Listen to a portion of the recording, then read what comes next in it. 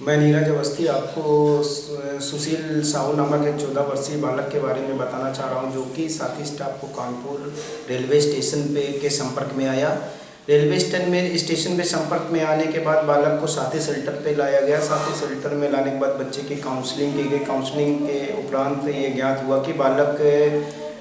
हमीरपुर उत्तर प्रदेश का मूल निवासी है और वो बच्चा 9th क्लास में गांव के ही स्कूल में इंटर कॉलेज का छात्र है। बच्चे ने अपने घर से निकलने का कारण बताया कि मेरा मन पढ़ाई में न लगने के कारण मैं घर से स्कूल को बोल के जाता था, लेकिन मैं स्कूल न जा करके मेरे गांव में जगह जगह जुए के अड्डे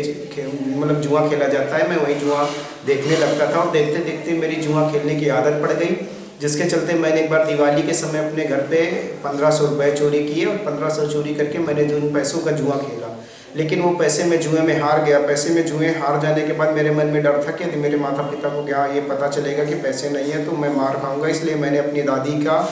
सोने का मंगलसूत्र चोरी किया और 1500 रुपये में मैंने उस मंगलसूत्र को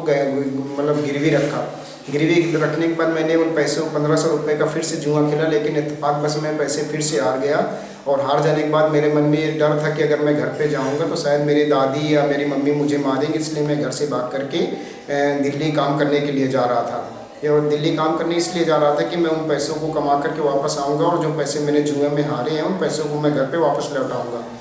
बच्चे की सारी बात सुनने के बाद बच्चे को समझाया गया कि अगर तुमने जुआ खेला है या पैसे तुम जुए में हारे हो तो यहाँ पर कहीं ना कहीं तुम्हारी गलती है, क्योंकि यदि कोई भी बच्चा